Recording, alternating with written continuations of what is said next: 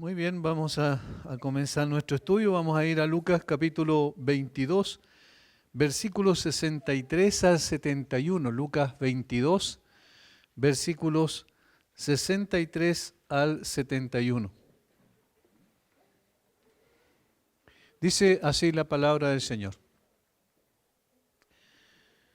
Y los hombres que custodiaban a Jesús se burlaban de él y le golpeaban. Y vendándole los ojos, le golpeaban el rostro y le preguntaban diciendo: profetiza, ¿quién es el que te golpeó? Y decían otras muchas cosas injuriándole. Cuando era de día se juntaron los ancianos del pueblo, los principales sacerdotes y los escribas, y le trajeron al concilio diciendo: ¿eres tú el Cristo? Dínoslo. Y él les dijo: si os lo dijere, no creeréis. Y también si os preguntare, no me responderéis ni me soltaréis. Pero desde ahora el Hijo del Hombre se sentará a la diestra del poder de Dios. Dijeron todos: ¿luego eres tú el Hijo de Dios? Y él les dijo: vosotros decís que lo soy. Entonces ellos dijeron: ¿qué más testimonio necesitamos? Porque nosotros mismos lo hemos oído de su boca, quiero decir. Vamos a orar un momento. Padre, te damos gracias por este tiempo de estudio que tenemos, Señor. Ya hace prácticamente 5 años que estamos en este precioso evangelio. Tú nos has guiado, nos has enseñado, nos has corregido, nos has amonestado a través de él. Pero sobre todas las cosas has abierto nuestros ojos para conocer a nuestro maravilloso Redentor.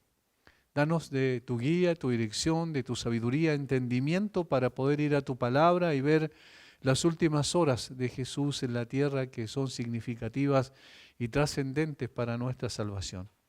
Dirige nuestros ojos, dirige nuestro corazón hacia la persona más gloriosa del universo para poder, Señor, conocerlo más, amarlo más y servirle mejor también. Oramos en el nombre de Jesús. Amén.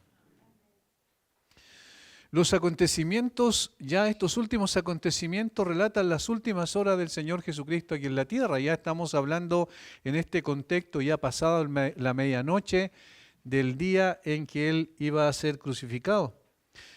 Los acontecimientos anteriores a la cruz van rápidamente en su desarrollo, como vemos aquí, y en solo unas horas el Señor sería puesto en una cruz de vergüenza donde entregaría su vida, el justo por los injustos, para llevarnos a Dios. Esto era conforme al plan de Dios, sin lugar a duda, es decir, estaba establecido que fuese así. De hecho, en Getsemaní el Señor oró fervientemente para pedir que, si era posible, que si el Padre tenía alguna alternativa al respecto, pudiese tomarla, pero si no, que se hiciera su voluntad. Ya había vencido ese momento en un sentido real y genuino y caminó rumbo a la cruz sin volver su rostro atrás. Esto era parte del plan de Dios, por supuesto. Sin embargo, esto no es culpa a quienes participaron activamente en su juicio y condena. El Señor iría conforme a lo establecido por su Padre para hacer su voluntad, pero aquellos que se confabularon en su contra no escaparían de la justicia de Dios. Y eso es lo que tenemos aquí. Comienza el proceso de juicio al Señor Jesucristo. Esencialmente son 2 juicios, pero que se dividen en 3 partes cada uno de ellos. Un juicio que es el juicio religioso y el otro es el juicio civil, por decirlo de alguna manera. Varias observaciones es necesario hacer de contexto antes de entrar al texto propiamente tal, y es importante poder saber cómo estas cosas van conectándose entre ambos, digamos, entre los 3 evangelios, entre los 4 evangelios en realidad, porque Juan también habla de esta situación, y podemos ir haciendo algunas apreciaciones generales. Primero, Jesús fue objeto de 2 juicios en términos generales, como dije, uno religioso por parte de los máximos representantes del judaísmo de su tiempo y uno político por parte de las autoridades civiles de ese tiempo.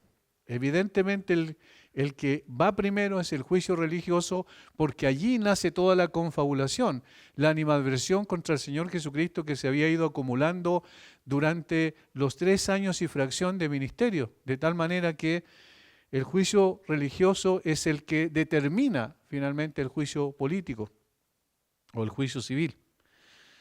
En segundo lugar, Ambos juicios, no obstante, como dije, se realizaron en 3 partes cada uno. Es decir, el juicio religioso se hizo en 3 partes consecutivas, al igual que el político. El juicio religioso, la casa de Anás, un ex sumo sacerdote, luego la casa de Caifás, el sumo sacerdote actual, y luego frente al Sanedrín ya en la mañana. Toda la noche estuvieron enjuiciando al Señor. Y el juicio político también, primero a Pilato, lo llevaron después del Sanedrín, lo llevaron a Pilato, Pilato lo envió a Herodes y Herodes lo devolvió a Pilato y finalmente Pilato sacó la definición de culpabilidad. Ambos, esto es lo tercero, ambos determinaron que el Hijo de Dios debía morir indefectiblemente, es decir, lo condenaron en definitiva. Cuarto, las 3 ocasiones en que Jesús compareció ante los tribunales religiosos comenzaron inmediatamente después que Jesús fuera arrestado en el huerto de Getsemaní y terminaron al amanecer. Quinto, todos los juicios a los que fue expuesto el Señor fueron completamente injustos según la ley de Dios y las estipulaciones judiciales de los propios acusadores. Eso es algo interesante porque fue una farsa judicial, absolutamente fuera de lo legal, desde la perspectiva de la palabra de Dios y desde la perspectiva también de las estipulaciones que los mismos del Sanedrín tenían para enjuiciar a alguna persona o para tratar algún juicio, alguna acusación en particular. Según estipulaban sus propios procedimientos, veamos algunas cosas que son de historia también, de lo que ocurrió en ese tiempo o ocurría según los procedimientos judiciales que tenía el Sanedrín. Primero, los procedimientos se llevaban a cabo en la casa del sumo sacerdote, se llevaron a cabo en la casa del sumo sacerdote, no en el templo. Y había un documento, un libro que ellos tenían, donde basaban aquello y se llamaba Sanedrín. Y este libro decía, por ejemplo, en el capítulo 11, versículo 2 o punto 2, decía que los procedimientos judiciales debían llevarse en el templo. Eso estaba estipulado. Sin embargo, los juicios a Jesús, la casa de Anás, la casa de Caifás y después el concilio fueron todos fuera del templo. Segundo, Jesús fue juzgado sin una defensa. Y según este mismo documento histórico que yo acabo de mencionar, en su punto 4, digamos en el 4.1, declaraba que debían oírse ambas partes de un caso. Es decir, tenía que haber la posibilidad de defensa de alguien que acusaba y alguien que evidentemente presentaba las pruebas para su defensa, como es incluso el sistema judicial actual que nosotros tenemos. De tal manera que también esto fue violado absolutamente porque a Jesús no le permitieron llevar a ningún testigo que pudiese contrarrestar la acusación que le estaban haciendo. Tercero, Jesús fue acusado de blasfemia sin blasfemar realmente en el sentido técnico de la palabra mediante la pronunciación del nombre divino, porque eso se consideraba una blasfemia cuando se pronunciaba el nombre divino y se hablaba en contra de ese nombre divino. Jesús en ninguna parte de los interrogatorios, los 3 que tuvo el Señor, nunca apareció eso en su boca. Eso también estaba en el documento histórico en el 7.5. Cuarto, el veredicto llegó en el espacio de un día cuando se requerían 2 días para una pena capital. Y eso era interesante, porque se suponía que, o se admitía el hecho de que podían estar equivocados en su primera determinación. Y entonces tenían que haber un día en medio, ¿cierto?, de la condena propiamente tal. Y eso era algo bien interesante porque hablaba de justicia real, porque puede ser que en un momento se pudieran haber equivocado al hacer su primer pronunciamiento y entonces se da un día para meditar. Incluso se recomendaba ayunar para poder saber la voluntad de Dios si estaban o no equivocados y podían revertir el veredicto primario de condenación. Pero vemos que la condena del Señor fue en unas horas, simplemente. De tal forma que violaron también completamente este requerimiento. 5. Jesús fue juzgado en un día de fiesta. Era la Pascua, era el primer día de la Pascua, de tal manera que violaron también aquella estipulación. Sexto, los testimonios contradictorios anulaban las pruebas. Es decir, si habían testigos que se contradecían entre ellos y que eran los testigos acusadores, se dejaba nulo el juicio y se daba por inocente a la persona, porque se evidenciaba que habían testigos falsos. Y con respecto al Señor Jesucristo, presentaron testigos falsos que se contradijeron entre sí, pero hicieron caso omiso a eso e igual lo determinaron como culpable. Finalmente, un pronunciamiento de culpabilidad por parte del sumo sacerdote era contrario al orden normal, el cual debía comenzar con los miembros de menor rango. Eso estaba también en el documento mencionado 4.2. Es decir, no podían ellos, no podía el sumo sacerdote pronunciar la condena, sino que tenía que empezar por los miembros más bajos en términos jerárquicos del Sanedrín. Y él finalmente corroboraba eso. Pero cuando nosotros vemos, tanto en Mateo, como en Marcos, como en Lucas, el sumo sacerdote fue el que definió la condena al Señor. De tal forma que era un circo, un verdadero circo, en realidad era totalmente injusto e ilegal. Según consignaba la propia ley de Dios ahora, esto es lo segundo, es decir, no solo sus propias estipulaciones, sino también la misma ley de Dios.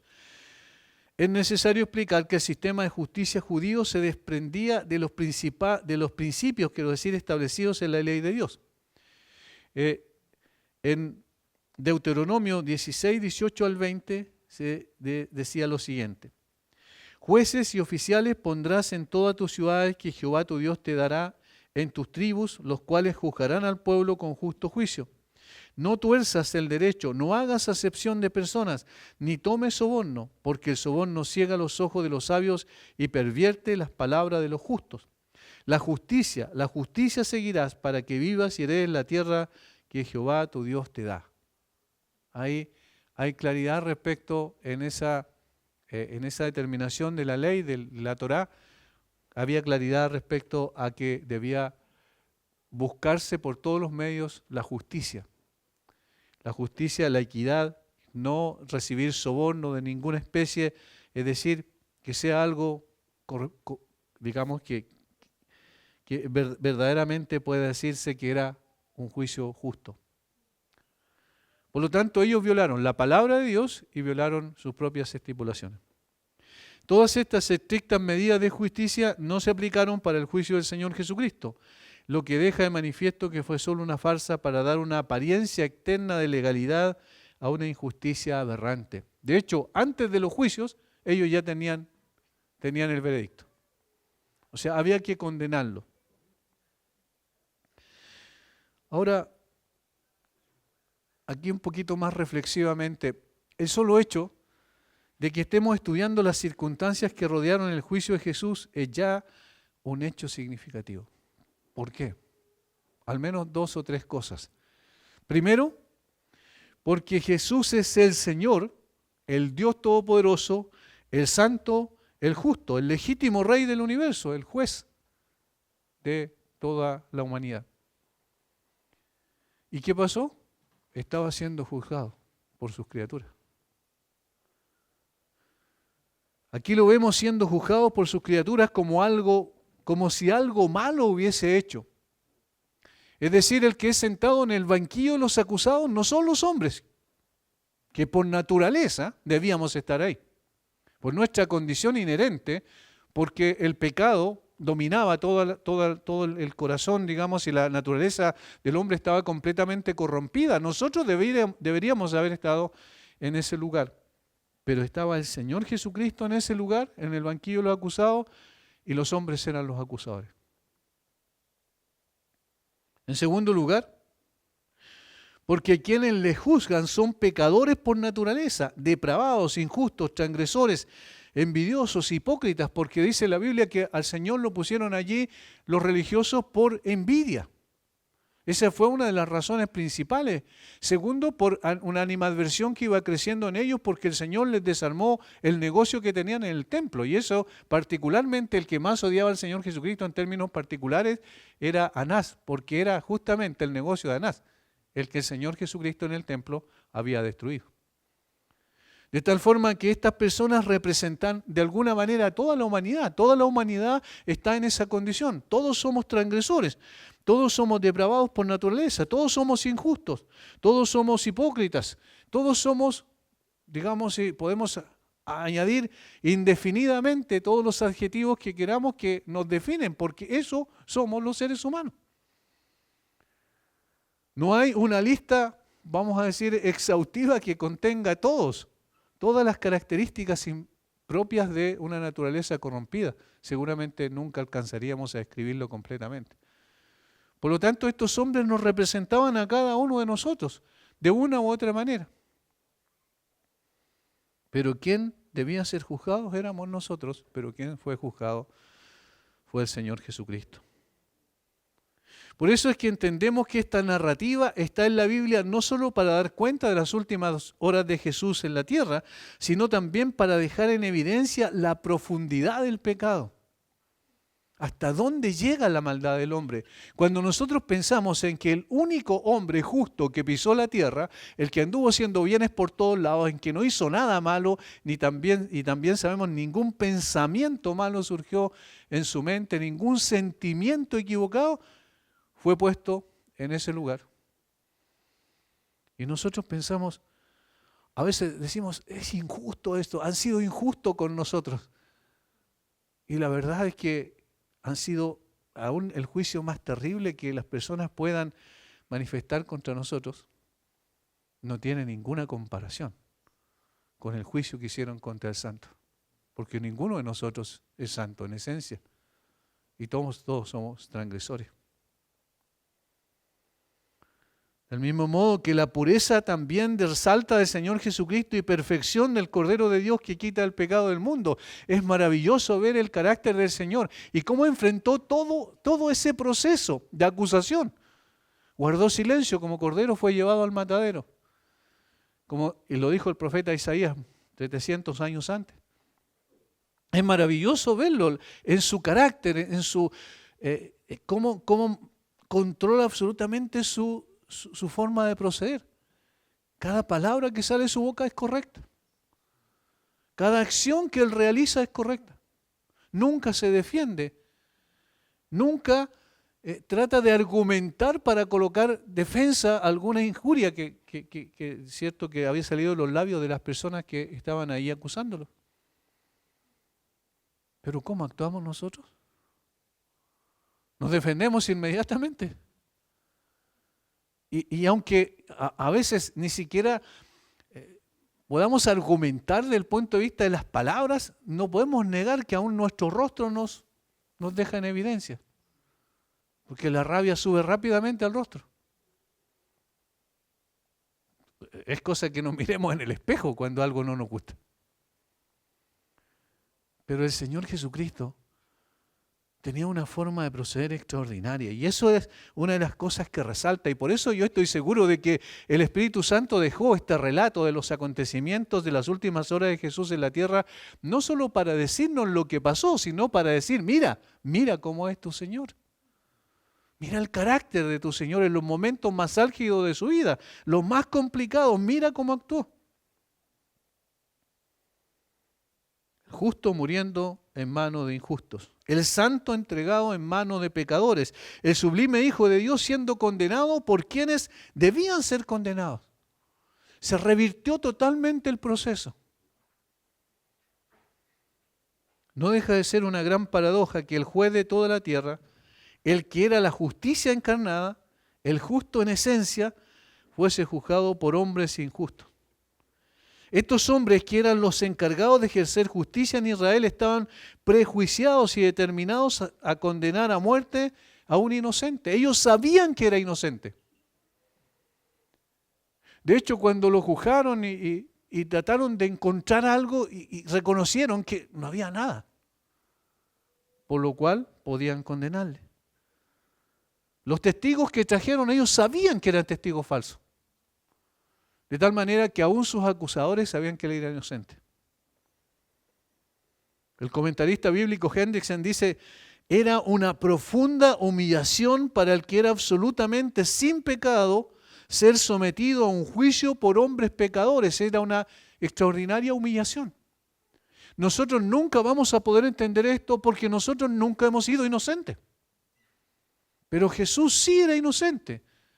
Y entonces ser sometido a este juicio injusto era una humillación tremenda. Ser juzgados por tales hombres y bajo tales circunstancias hacía que esto fuera infinitamente peor. ¿Hasta qué grado? Hasta el grado infinito, porque ni siquiera podemos imaginarnos. Los delincuentes transformados en jueces y el juez justo juzgado por hombres miserables y transgresores. Eso es una gran paradoja. En todo esto, el sometimiento de nuestro Señor, como yo dije al pasar, es increíble. Una vez más nos preguntamos hasta dónde llegará su humillación cuando lo vemos paso a paso acercarse a la cruz y cada vez es más duro su camino hacia la cruz. El más exaltado llega a ser el más humillado. No por causa de sí mismo. Y esto es lo extraordinario. No por causa de sí mismo, sino por causa de nosotros.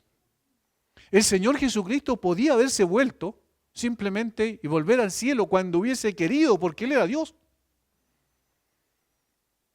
Y hubiese seguido siendo Dios. Pero Él había establecido un plan, un propósito. El Padre y el Señor había dicho que venía a hacer su voluntad.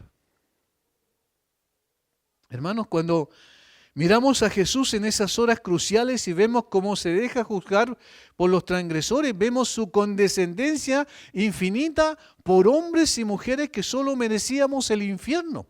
Porque lo que estaba pasando allí tiene trascendencia permanente. No era un hecho histórico nada más que hablaba de un hombre bueno que fue juzgado y fue condenado, sino que habla de aquel que fue a la condenación, digamos, de la cruz por causa nuestra y por amor a nosotros. Nosotros sabemos muchas veces esto y lo podemos repetir, pero es distinto que cale en nuestro corazón y transforme nuestra vida, que produzca un cambio sustancial en la manera en que nosotros apreciamos nuestro cristianismo. A eso debemos llegar, hacia allá debemos avanzar. No podemos quedar indiferentes ante tanta bondad. Nuestro glorioso Salvador en manos de hombres pecadores, determinados a condenarlos sin causa alguna. Es una gran paradoja el hecho de que aquellos que fueron establecidos para juzgar rectamente estén ejecutando un juicio injusto. Alguien lo expresó de esta manera. El libertador de los hombres está encadenado y el santo es condenado injustamente. El Dios hombre será acusado de blasfemia y aquel que es el sumo sacerdote para siempre, según el orden de Melquisedec, es decir, que no tiene principio ni fin, es sentenciado por un sumo sacerdote que debía servir a los intereses del Padre y que solo servía para algunos años. Aquel que es la resurrección y la vida será sentenciado a morir. ¿Cuál fue el procedimiento desde el punto de vista cronológico? Y aquí vamos a mencionar algunas cosas respecto a eso. Una vez arrestado, Jesús es enviado a comparecer ante Anás. Juan 18, 12 al 14. Allí dice que lo que pasó inmediatamente que fue arrestado en el huerto de Getsemaní. Después, en el mismo capítulo de Juan, es decir, 18, pero versículos 19 al 24 está el primer interrogatorio en la casa de Anás. Vamos a ese texto. Juan 18, versículos 12 al 14 y luego nos saltamos al 19 al 24. Entonces la compañía de soldados, el tribuno y los alguaciles de los judíos prendieron a Jesús y le ataron. Y le llevaron primeramente a Anás, porque era suegro de Caifás, que era sumo sacerdote aquel año. Era Caifás el que había dado el consejo a los judíos de que convenía que un solo hombre muriese por el pueblo. Es decir, ya habían determinado antes condenarlo a muerte. Ahora, Anás ya no estaba en funciones, había sido destituido por el gobierno romano. Los romanos normalmente establecían al sumo sacerdote, había sido destituido por el gobierno romano, pero le había sucedido su yerno Caifás. Pero fueron primero donde Anás, porque de alguna manera tenía una cierta autoridad todavía para ellos. Versículo 19. Y el sumo sacerdote preguntó a Jesús acerca de los discípulos y su doctrina. Jesús le respondió: yo públicamente he hablado al mundo, siempre he enseñado en la sinagoga y en el templo, donde se reúnen todos los judíos, y nada he hablado en oculto. ¿Por qué me preguntas a mí? Pregunta a los que han oído. ¿Qué les haya yo hablado? He aquí ellos saben lo que yo he dicho. Cuando Jesús hubo dicho esto, uno de los alguaciles que estaba allí le dio una bofetada diciendo: ¿así respondes al sumo sacerdote? Jesús le respondió: si he hablado mal, testifica en que está mal, y si bien, ¿por qué me golpeas? ¿Qué es lo que querían? ¿Cuál era el propósito de los interrogatorios sucesivos? Buscar alguna razón o algún argumento para poder decir que lo condenaron por un asunto legal, porque debía ser condenado, ya sea un asunto religioso o incluso un asunto civil. Pero obviamente no ocurrió así. Lo segundo, versículo 24, Anás entonces le envió atado a Caifás, el sumo sacerdote. Noten que se habla del sumo sacerdote y después se dice que el sumo sacerdote le envió al sumo sacerdote. Y eso era porque Anás seguía teniendo ciertas prerrogativas, no legalmente, pero sí desde el punto de vista de la autoridad por los años que él había estado como sumo sacerdote. Y por eso se le decía a los dos sumos sacerdotes. Eso en términos históricos y más o menos contextuales, culturales, lo que estaba pasando en ese tiempo. Finalmente, es enviado a comparecer ante el Sanedrín. Y este es el interrogatorio relatado por Mateo 27, 57 en adelante. Aunque estos interrogatorios fracasaron miserablemente porque ninguno pudo conseguir las pruebas para incriminar a Jesús, sin embargo estos hombres no se rendirían y confrontarían a Jesús con respecto a su identidad.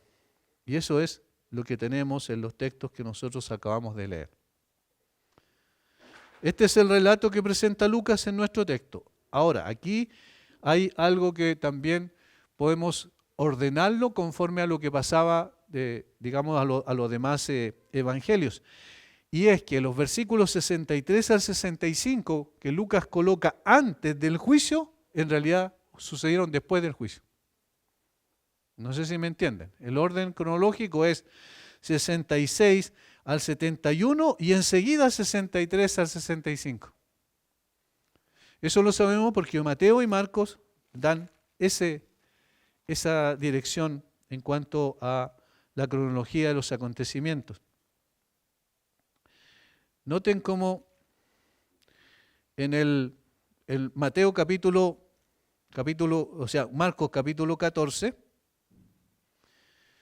versículo 64 dice: habéis oído la blasfemia, ¿qué os parece? Y todos ellos le condenaron declarándole ser digno de muerte. Y algunos comenzaron a escupirle y a cubrirle el rostro y a darle puñetazos al decirle profetiza, y los alguaciles le daban de bofetada. ¿Se dan cuenta? Viene después del juicio, de la condenación, o de la condena propiamente tal, del veredicto del juicio, para decirlo de otra manera. Por lo tanto, tomaremos primero los versículos 66 al 71 y terminaremos con los versículos 63 al 65. El último esfuerzo que hace Caifás con el fin de condenar a Jesús tiene que ver con confrontarlo sobre su identidad. Es decir, ¿quién eres tú? Anás le dijo cuál es la doctrina que enseñaba, pero aquí está hablando de su identidad. Veremos este texto en tres partes: interrogatorio, condenación y humillación. Estas son las tres cosas que suceden aquí. Vamos al primero, interrogatorio. Lucas menciona únicamente el asunto central. Si eres el Cristo, dínoslo. Eso es lo que ocurre. Versículo 67. ¿Eres tú el Cristo? Dínoslo. Así Lucas relata lo que Caifás dijo, ¿cierto?, en el contexto del Sanedrín o del concilio, cuando estaba Jesús frente a ellos. Esta pregunta trata de conseguir una acusación política contra Jesús al mismo tiempo que religiosa. ¿Por qué política? Porque le pregunta ¿tú eres el Cristo? ¿Y qué significaba esa palabra? Tú eres el Mesías. Tú eres el Rey. Del punto de vista político, según la concepción que estaba en la mente y en el corazón de los judíos de ese tiempo. Recuerden que el concepto de mesiánico que tenían ellos era de un reino temporal y un reino presente. Es decir, que cuando llegara el Mesías iba a establecer su reino. Y ahí se habla de reino, ¿ven? Mesías, reino. En ese sentido era político. ¿Tú eres el Mesías? ¿Tú eres el Cristo? ¿Qué querían conseguir con eso? Una acusación política contra Jesús que les permitiría presentarse ante las autoridades romanas como un revolucionario, un sedicioso, una amenaza al poder de César. Y de hecho, eso fue lo que hicieron posteriormente. Se basa en el título clave de la primera parte del Evangelio, varias partes, aquí tenemos varios versículos anteriores, no los vamos a leer por supuesto, pero donde se repiten el título como tal, el concepto del Cristo. En esta pregunta subyace probablemente la expectativa judía de un gran libertador político, como dije recién. Si Jesús acepta este título, sus propias palabras podrán ser presentadas contra él. Entonces fue una jugada maestra desde el punto de vista de la maldad de estos hombres. Dijeron, ¿tú eres el Cristo?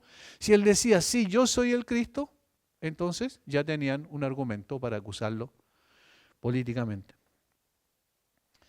El sumo sacerdote presiona a Jesús con una pregunta que no podía quedar sin respuesta, sobre si Jesús era el Mesías, apelando al juramento más sagrado que un judío podía hacer, y esto lo tenemos en Mateo 26, 63, Caifás le dice, te conjuro por el Dios viviente que nos diga si eres tú el Cristo, el Hijo de Dios. Y eso es una encerrona en un sentido al interrogarlo de esa manera. ¿Por qué? Porque si Jesús decía, no, no soy el Cristo, se podría zafar de la acusación, pero estaría negando su propia identidad. Y la Biblia dice que Dios no puede negarse a sí mismo. Por lo tanto, necesariamente tenía que responder. La implicación era clara, si Jesús respondía afirmativamente, sería acusado de blasfemia porque estaba afirmando que era el Mesías y el Hijo de Dios, es decir, su deidad, y no podía responder negativamente porque sería negar su identidad. De tal forma que era una pregunta, del punto de vista de sus acusadores, muy bien hecha. En principio, por lo que relata Lucas, Jesús responde de una forma que podría calificarse como evasiva, sin embargo no es evasiva. Miren lo que responde Jesús. Si eres tú el Cristo, dínoslo. Y él les dijo, si os lo dijere, no creeréis. Y también si os preguntare, no me responderéis ni me soltaréis. ¿Cuál es la razón de esa respuesta primaria que el Señor Jesucristo dio a la pregunta de este hombre? Bueno, lo que estaba haciendo era apelar a la conciencia de estos hombres respecto al fondo de la pregunta. ¿Realmente estaban preguntando porque querían saber si Él era el Mesías para creer en Él? Para nada. El Señor Jesucristo sabía que no era así, si la pregunta tenía otro propósito. El Señor sabía cuál era la razón y el propósito y la finalidad de la pregunta, pero Él quería aguijonear sus conciencias en ese momento para decirle, piensen un poco, ustedes no me están preguntando porque ustedes quieren saber y creer, sino porque me quieren condenar. Jesús sabía que esa no era la intención, ¿cierto?, de que querían saber para creer en Él. Si os lo dijere, no creeréis, también si os preguntare, no me responderéis, ni me soltaréis. Jesús no está negando que es el Mesías, sino apuntando al corazón de estos hombres impíos para despertar su conciencia. Todavía esas expresiones de Jesús muestran su compasión por esta gente. Acto seguido, Jesús hace una de las afirmaciones más significativas de este evangelio. Pero desde ahora el Hijo del Hombre se sentará a la diestra del poder de Dios. Y esta afirmación tiene una profundidad extraordinaria. Probablemente nosotros vamos a hacer algunas observaciones, pero no vamos a agotar el tema en cuestión, porque es una afirmación tremendamente profunda y significativa. Jesús estaba anticipando cosas a través de esto y al mismo tiempo estaba confrontando a aquellos que lo estaban acusando en ese momento y querían destruirlo respecto a que no saldrían libres de su culpa. Notemos, esta afirmación, en primer lugar, muestra que Jesús predice que finalmente se sentará a la diestra de Dios en el cielo, una alusión a su próxima resurrección y ascensión, porque ¿cómo se sentaría a la diestra del cielo si no es por medio de su resurrección y ascensión a los cielos? Desde ahora, el Hijo del Hombre se sentará a la diestra del poder de Dios. Desde ahora, se refiere no solo a una secuencia, es decir, de tiempo, sino a consecuencias. Es decir, la exaltación futura y la segunda venida tienen su base y su justificación en la presente humillación que culmina en el Gólgota. Eso es lo que estaba el Señor expresando. Habían muchas cosas entre medio que iban a ocurrir. Es decir, lo que ustedes están haciendo conmigo al acusarme y finalmente al condenarme, en realidad va a desatar una serie de consecuencias, mucho más allá de lo que ustedes imaginan. Y la consecuencia es que en virtud de su muerte expiatoria, el Mesías obtiene la victoria y el derecho como el postrer Adán de regresar y reclamar su botín. El ministerio terrenal del profeta finaliza con el sacrificio sacerdotal. Miren cómo podemos ver las diferentes funciones de Jesús. El ministerio terrenal del profeta finaliza con el sacrificio sacerdotal, con el resultado de que regresará triunfante como Rey de Reyes y Señor de Señores. O sea, hay una cantidad de consecuencias teológicas. Eso es lo que el Señor le está diciendo con esa frase, con esa afirmación. Si ustedes me van a condenar, pero yo me voy a levantar de entre los muertos. Voy a ascender a los cielos y me voy a sentar a la diestra de Dios. Pero volveré como Rey de Reyes y Señor de Señores. Por eso dice desde ahora. Y es más que secuencial, es consecuencial. Es decir, las consecuencias son las que se están planteando. Segundo, Jesús reivindica autoridad de parte de Dios, una autoridad que ejercerá a partir de aquel momento. De allí que Jesús citó ¿a quién? Al profeta Daniel. Y entonces, ¿qué hizo el Señor con eso? Reafirmó la certeza de su victoria como el Hijo del Hombre. Daniel 7:13, ese es el texto. Exaltación, entonces, y regreso es lo que Jesús proclama de sí mismo. A pesar de que ahora está delante estos jueces corruptos en humillación, que culminará en su muerte en la cruz, se levantará de los muertos y será exaltado a la diestra de Dios y volverá por los suyos. Autoridad, tiene autoridad absoluta. Y esa autoridad se notará después de su muerte. Todo tiene que ver, noten, con la condenación de Jesús a muerte en este momento que ellos iban a determinar, a definir en la tierra, pero el Señor Jesucristo está hablando de algo que vendrá posterior a eso. Tercero, y esto es muy interesante, Jesús pretende tener autoridad sobre ellos. Puede que ahora ellos le estén juzgando, no obstante, es Él quien en última instancia les juzgará a ellos. ¿Por qué? Porque en su segunda venida vendrá el juicio. Y esas personas que lo estaban juzgando y condenando ahora van a tener que responder delante de Él, como el juez de toda la tierra. Esas personas serán juzgados un día por Él mismo a quien están condenando. Jesús responde a su pregunta de manera indirecta, pero su respuesta dice de hecho mucho más de lo que posiblemente esperaban estos hombres. Y es interesante como Lucas menciona 3 nombres aquí consecutivos. Cristo, Hijo del Hombre, Hijo de Dios. ¿Lo notan? Todo esto define lo que es la identidad de Jesús. Cristo es el que vino a buscar y salvar lo que se había perdido, es decir, el Mesías, el Salvador. Hijo del Hombre es el que tiene autoridad universal. Y luego, Hijo de Dios es el que es Dios. De tal manera que aquí están todos los nombres del Señor Jesucristo que muestran su identidad en esencia. Recuerden lo que dijo Pedro cuando el Señor Jesucristo preguntó: ¿y quién dicen ustedes que yo soy? Dijo: tú eres el Cristo, ¿ven? Ahí está, el Hijo del Dios viviente. Aquí el tercer nombre que se agrega es Hijo del Hombre, para hablar de la autoridad universal que tiene conforme a Daniel capítulo 7, versículo 13. Mateo y Marcos relatan que Jesús respondió, y eso entendemos después de esto, respondió también, tú lo has dicho, referente a que si era el Cristo, el Hijo de Dios, tú lo has dicho. Marcos añade que Jesús dijo, yo soy. No cabe duda que era la declaración que estos hombres impíos estaban buscando para acusarle de blasfemia. Quizás sería interesante imaginar el rostro de Caifás cuando Jesús dijo esto. Era un rostro de satisfacción, seguramente. ¿Por qué? Porque era la acusación, digamos, el argumento que ellos estaban buscando, esperando para condenar al Señor. Ahora, ¿no es interesante que el Señor mismo se condena por sus propias palabras? ¿Por qué? ¿Por qué lo hace? ¿Por qué no se zafó de alguna manera de eso? Porque Él dijo que nadie me quita la vida. Yo mismo la pongo de mí mismo y la vuelvo a tomar. En Filipenses capítulo 2, versículo 5 en adelante, Él dice que Él se humilla a sí mismo. Pablo dice que Él se humilla a sí mismo. ¿Por qué? Porque no hay nadie que lo humille.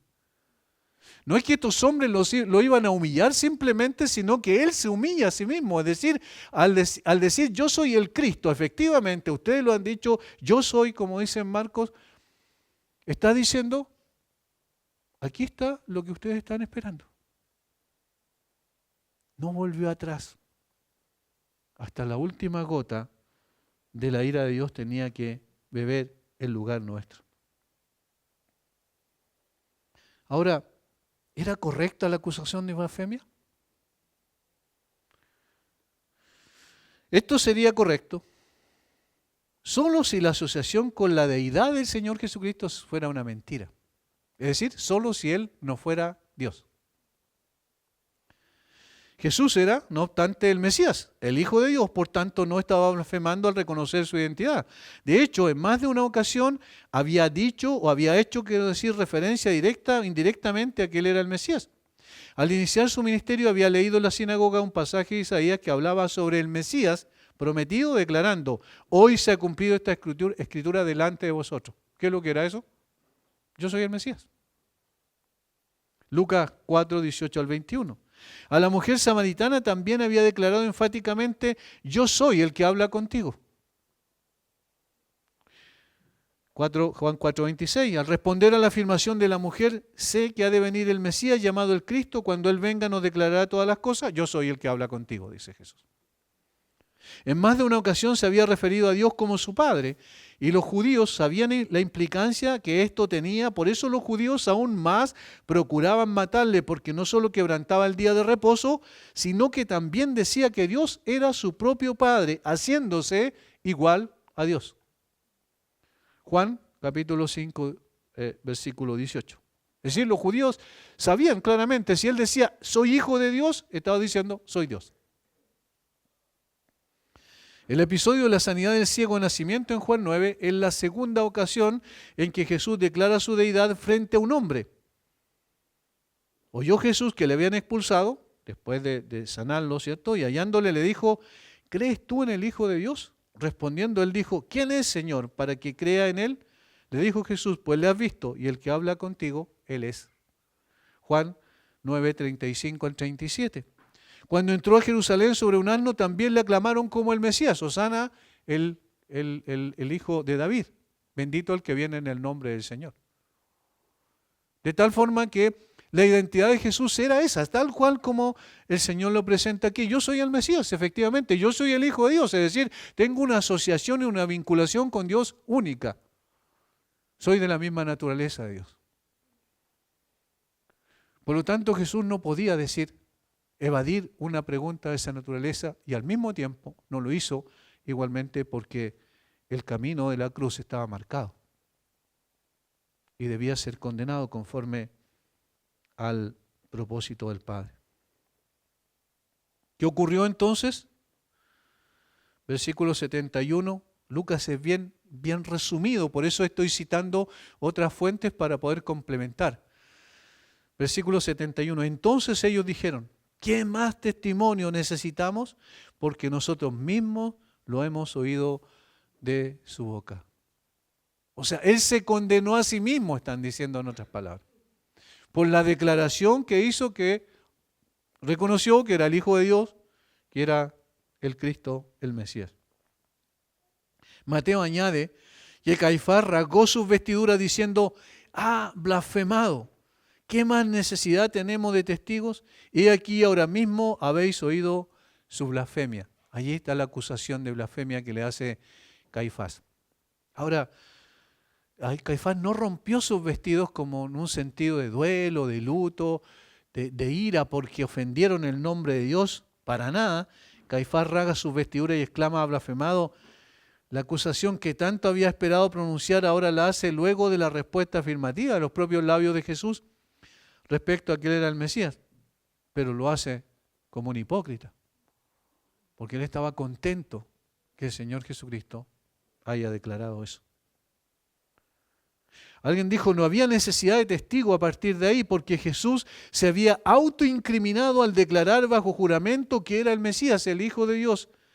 Ahora bien, no sería blasfemia para el verdadero Mesías hacer esta afirmación, pero era intolerable admitir que Jesús podía ser el Mesías de la esperanza del pueblo judío, porque ellos ya habían determinado rechazarlo como tal. El acto de rasgar sus vestiduras era una manifestación de hipocresía. No se debe pensar que este hombre cínico estaba horrorizado por las palabras de Jesús al identificarse como el Mesías. No era más que un acto formal, meramente, y quería impresionar a los demás. Recordemos que más adelante ocurre también un hecho significativo que tiene que ver con la masa de la gente, y ellos tenían que tener argumento como una especie de político que tiene un buen discurso y que convence a la gente a través de un sistema ideológico y que finalmente arrastra a la gente en términos de popularidad. Estos hombres después iban a convencer a la muchedumbre, a la multitud, para que cuando hablaran sobre a quién dejaba libre, a Jesús o a Barrabás, ellos primeramente eligieran a Barrabás, que lo dejara libre, y luego respecto a Jesús gritaran crucifícale. De tal manera que estos hombres tenían todo planificado, todo organizado, de tal forma de que Jesús fuera condenado. Saltando todo lo que exigía un juicio justo, incitados por Caifás, todos dieron su sentencia. Dice, es digno de muerte. Mateo lo dice en una forma abierta. En el capítulo 26, versículo 66. ¿Qué os parece? Y respondiendo ellos dijeron, es reo de muerte. Es la decisión de una turba irracional y la manifestación de hombres ciegos y depravados que no podían soportar al justo y santo. Un escritor bíblico dice, el veredicto de culpabilidad y la sentencia de muerte no se basaron en una cuidadosa consideración de la evidencia y de testimonios totales e imparciales. Se trató de una reacción de una turba sin sentido alguno, muy parecida a la que estos mismos dirigentes instigarían y organizarían pocas horas después, como dije, respecto a la liberación de Barrabás y a la condenación de Jesús. Notan que estos hombres tenían un único propósito, que era condenar al Señor Jesucristo. Pero ¿qué no sabían ellos? Que incluso así, siendo con toda la maldad de su corazón, eran instrumentos en las manos de Dios en ese momento. Eso es algo extraordinario de poder ver cómo los hilos de la historia no los mueven los hombres, los mueve el Señor. Dios es el que establece el camino que se ha de seguir. Dios es el que pone reyes y quita reyes. Dios es el que incluso llevó, ¿cierto?, a esta situación para que estos hombres, siendo instrumentos en sus manos, pudiesen colocar a su Hijo en la cruz. Pero en definitiva, como dice Isaías, el que quiso quebrantarlo, sujetándole al padecimiento, fue el mismo Señor, el Dios, Padre. Todo esto tenía que ver con la obra de salvación. Esa es una de las cosas que siempre me impacta al ver hacia dónde caminaba Jesús y por qué caminaba hacia la cruz y por qué no volvería atrás. Y siempre pienso, es simplemente por amor lo que hizo. No hay otra explicación. Por eso decía hace un momento atrás que él podía haber dicho, no vengo, y listo, se acabó, y está bien, porque él era Dios. Pero la manera en que enfrenta todas las cosas y cómo camina hacia la cruz y se entrega en las manos de estos hombres tenía poder. Esas ataduras, esas cadenas que le pusieron no eran nada para el Hijo de Dios. Pero se mantuvo con esas cadenas. Cuando posteriormente le colocan una capucha en la cabeza y lo golpean y le dicen, tú que eres profeta, ¿quién te golpeó? El Señor sabía exactamente quién lo había golpeado. Pero no dice nada. Y ahí terminamos con los versículos 63 al 65. Es lo tercero, humillación. Y los hombres que custodiaban a Jesús se burlaban de él y le golpeaban. Y vendándole los ojos le golpearon el rostro y le preguntaban diciendo, profetiza, ¿quién es el que te golpeó? Y decían otras muchas cosas injuriándole. Ahora, nosotros vemos este hecho y decimos, pero eran los soldados, eran estos hombres ignorantes, estos guardias del sumo sacerdote, principalmente eran ellos los que hicieron eso con Jesús. Pero cuando nosotros vamos a Mateo, capítulo 26, nos damos cuenta de que los que comenzaron a golpear a Jesús no fueron estos hombres, fueron la misma gente del Sanedrín. Capítulo 26, versículo 67. Estaban en el concilio todavía, dentro del concilio. Entonces le escupieron en el rostro y le dieron de puñetazos y otros le abofeteaban, diciendo, profetízanos Cristo, ¿quién es el que te golpeó? Los primeros que comenzaron con la agresión física al Señor Jesucristo fueron la misma gente del Sanedrín. Se volvieron locos en un sentido. Todo lo que tenían que guardar en cuanto a la solemnidad se escapó de las manos porque el odio era tan grande que lo único que querían era ellos mismos poder desquitarse con el Señor Jesucristo. Y posteriormente los guardias hicieron lo mismo. Se entiende que lo golpearon ellos y luego lo sacaron y los guardias siguieron haciendo lo mismo que habían visto hacer a lo del Sanedrín. Los hombres que custodiaban a Jesús se burlaban de él y le golpeaban. No, nosotros no, otra vez, estamos frente a un hecho que no podemos nosotros entender. ¿Cómo? ¿Por qué Jesús se dejó humillar de esta manera?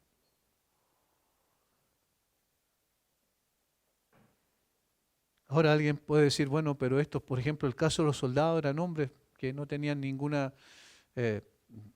conocimiento de las cosas desde el punto de vista de las escrituras del Antiguo Testamento, probablemente eran personas así, pero los del Sanedrín sí tenían conocimiento de la palabra. Sabían exactamente lo que estaban haciendo. Por lo tanto, hay dos tipos de personas aquí, aquellos indiferentes que no tienen idea del cristianismo, por ejemplo, y que se burlan y se ríen cuando nosotros profesamos nuestra fe, pero están los otros que son religiosos y que saben y que conocen, y muchas veces conocen la palabra, pero que igual desprecian al Hijo de Dios.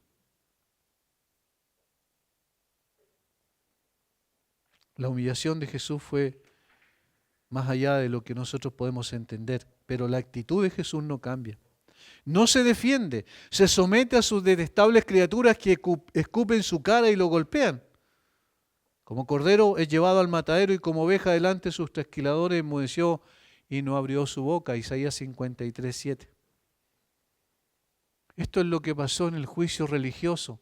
El odio y el aborrecimiento fueron incluso mucho más grandes que el odio que despertó Pilato, porque Pilato era una persona que no tenía nada que ver con el pueblo judío.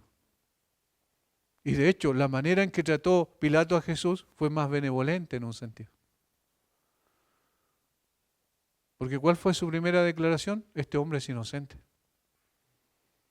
Fue más ecuánime al recibir, a ver, ¿cuál es la acusación que tiene? Este hombre, júzguenlo ustedes de acuerdo a sus leyes, este hombre es inocente.